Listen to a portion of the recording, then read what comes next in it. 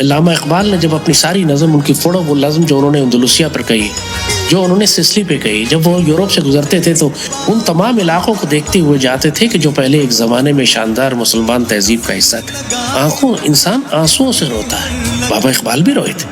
ان کی وہ مشہور تصویر ہے جو مسجد قرطبہ میں وہ نماز پڑھ رہے ہیں، وہ کئی 100 سال کے بعد پہلی نماز تھی جو مسجد قرطبہ میں ادا کی گئی۔ وہ جہاں پہ 800 سال تک ہماری تہذیب تھی، وہاں حال یہ ہوا کہ کئی 100 سال تک اذان نہیں دی گئی، ایک مسلمان زندہ نہیں چھوڑا گیا تھا۔ وہاں بابا اقبال جب گئے تو داڑے مار مار کے روئے، قرطبہ میں گئے، مسجد میں نماز پڑھی انہوں نے پہلی مرتبہ، پھر جو نظمیں لکھی ہیں، مسجد قرطبہ تو بہت بڑی نظم ہے بابا اقبال کی۔ اور کیوں انہوں نے یہ ساری مسلمان تہذیب جو ماضی میں ہماری اتنی شاندار گزری، جو ہمارے اسلاف نے قرون اولیٰ میں اور قرون وسطیٰ میں تعمیر کی، جو پوری دنیا کے لیے آج مثال ہے، بابا اقبال نے اپنے صفحے درجنوں صفحے ان پر کیوں بھر دیے، کیوں لکھ دیے؟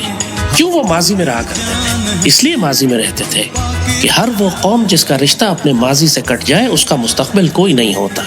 قومیں وہی زندہ رہتی ہیں جو اپنے ماضی سے رشتے جوڑ کر رکھتی ہیں۔ اسی لیے دشمنوں کی ہمیشہ یہ سازش ہوتی ہے کہ جب کسی مسلمان تہذیب پر قبضہ کرے اس کے سارے ماضی کو مٹا دیں، وہ اس کی تہذیب بدل دیتے ہیں، اس کی کتابیں جلا دیتے ہیں، اس کی زبان تبدیل کر دیتے ہیں، اس کے لوگوں کو اتنا جاہل کر دیتے ہیں کہ وہ یہ جان ہی نہ سکیں کہ وہ کس آسمان کے ٹوٹے ہوئے تارے ہیں، جیسے انگریزوں نے ہندوستان میں کیا تھا۔ 1857 میں جب انہوں نے پوری طرح ہندوستان پر قبضہ کر لیا اور ان کو پتہ لگا کہ اب کوئی مزاحمت نہیں ہے، آخری تحریک آزادی کو بھی انہوں نے کچل دیا، تو پھر انہوں نے یہی کیا کہ 1000 سال مسلمانوں کی کتابوں کو جلایا، لاکھوں ہمارے علماء، دانشور، سائنسدان قتل کر دیے، ہماری زبان تبدیل کر دی، کہا کہ جو انگریزی نہیں جانتا وہ جاہل ہے۔ تو بڑے بڑے علماء جنہوں نے 70 سال عربی اور فارسی پڑھی تھی وہ جاہل قرار پائے۔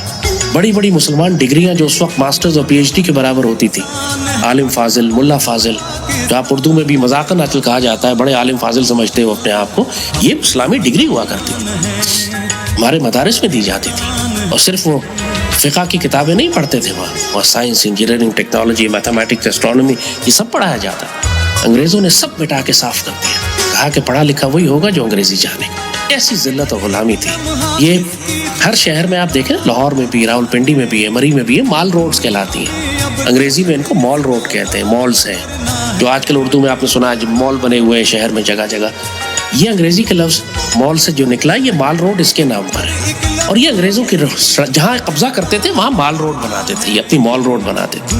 یہ وہ سڑک ہوتی تھی جہاں پر یہ صرف گورے انگریز گھوم سکتے تھے، جہاں پر مقامی نیٹو پاپولیشن کو، نیٹو آبادی کو چلنے کی اجازت نہیں تھی۔ لکھا ہوتا تھا یہاں پہ کہ Indians and dogs are not allowed, کتے اور انڈینز ان کو اجازت نہیں ہے یہاں آنے کی۔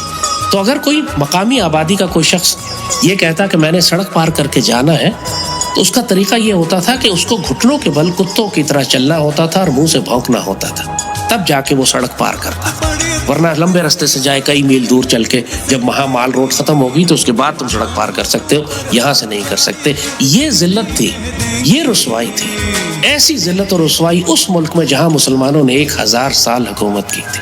پھر خلافت عثمانیہ بھی تباہ ہو گئی تو آخری امید بھی گئی کہ اب مسلمان، پوری دنیا میں کوئی مسلمان ملک تھا نہیں، کہنے کو سعودی عرب بنا ہوا تھا، کہنے کو تھے بھنگی، غریب، مسکین۔ یعنی سعودی عرب میں تو 1970 تک زکوٰۃ پاکستان سے جاتی تھی، آپ کو یقین آئے گا یہ بات؟ سعودی عرب کے حج کا خرچہ سارا نواب آف بہاولپور اور مسلمان ریاستیں ہندوستان سے اٹھایا کرتی تھی۔ سعودی حکومت کے پاس حج کے اور عمرے کے پیسے نہیں ہوتے تھے کروانے کے۔ سعودی عرب میں حرم کی تعمیر اور مرمت اور حاجیوں کی خدمت کا سارا کام ہندوستان کے مسلمان 1970 تک کرتے رہے۔ پاکستان سے زکوٰۃ جمع کی جاتی تھی اور سعودی عرب بھیجی جاتی تھی 70 تک۔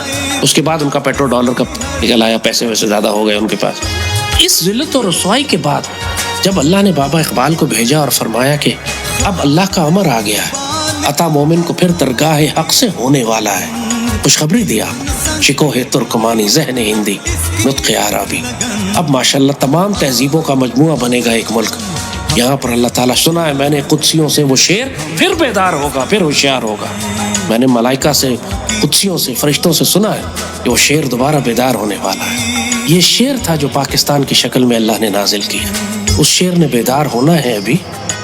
اتنی پیاری